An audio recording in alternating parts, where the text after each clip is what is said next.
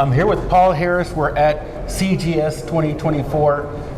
Paul, I've been attending your events now, I think, for almost 10 years. They continue to be, I think, the most important precious metal mining events in Colombia, but you've also expanded now and you cover Ecuador and Mexico and different countries.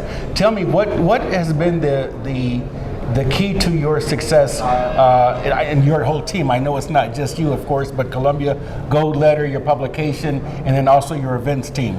Well, first off, Lauren, thank you very much for the kind words, but I think a big part of it is the fact that I've been in the sector, in and around the sector for 28 years, and over that period of time, I've got to have a certain level of understanding about the gold sector, about the silver sector, about the copper sector, and that feeds into the programming of the events. You know, identifying good speakers, both in terms of the content and their ability to communicate, because at the end of the day, part of it's, let's say, entertainment as well. Identifying good speakers, talking on good subjects, picking subjects that are important or emotive, that are relevant. There's no fluff on our program, and I think that's one of the key things.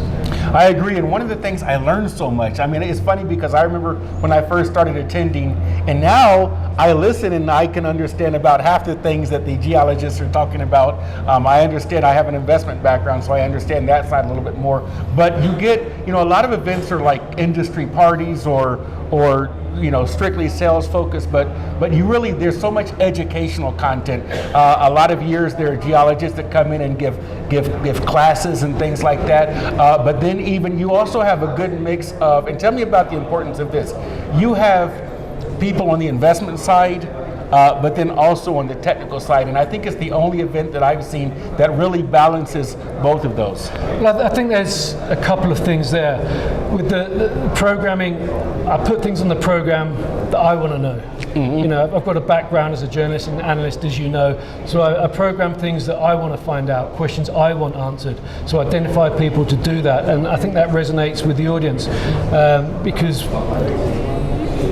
through that you get that balance of things focused more on the investment side of things focused on the technical side of things, because and the communities and environment as well, all of these things are necessary for a successful project. I have questions I want answered on all of those aspects, and so that's a key part of the program, and I think that's a key reason people attend the event. You know, and another thing that I've seen you have a lot of support from sponsors. I think it speaks to the value of the event to see the same sponsors year after year. We see people like HD, JC Portal, you know, and I've gotten to know some of these people really just kind of through your events. Caterpillar, for example, they're local people, and then of course the different mining companies, Continental now, Zijing, Collective, and Aris, and some of the other ones. And so I think that have you gotten feedback as to the value that this event brings to the different sponsors and participants that you have?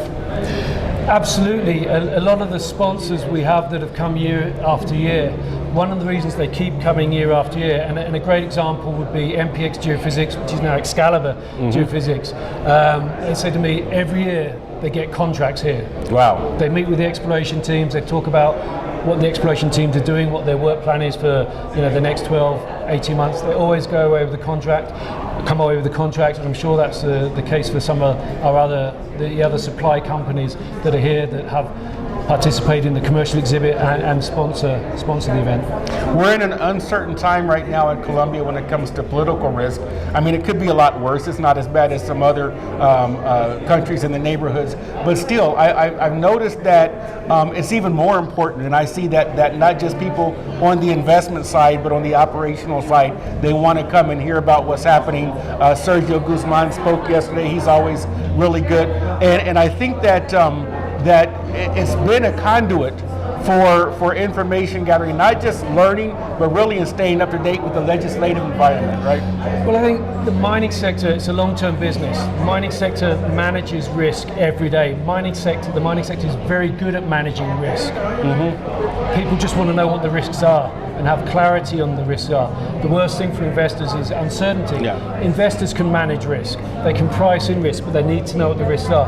That's why we always start the event with an overview looking at country risk aspects, market risk aspects, and as you mentioned, Sergio from Colombia Risk Analysis does a very good job in breaking that down telling people what are the things to watch out for. And as I mentioned, he's very entertaining, so he really he's great. enables his message to get across and penetrate very well.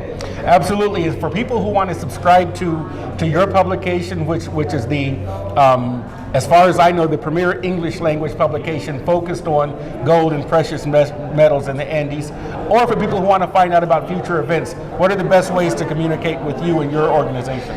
The simplest and easiest way is probably to email me directly, paul.corresponsal@gmail.com, and we can add you to the mailing list of the monthly Substack and receive our other publications and announcements. Great. Thanks a lot. It's a privilege to always be here with you. Thank you very much. I appreciate your support, Lauren. Okay.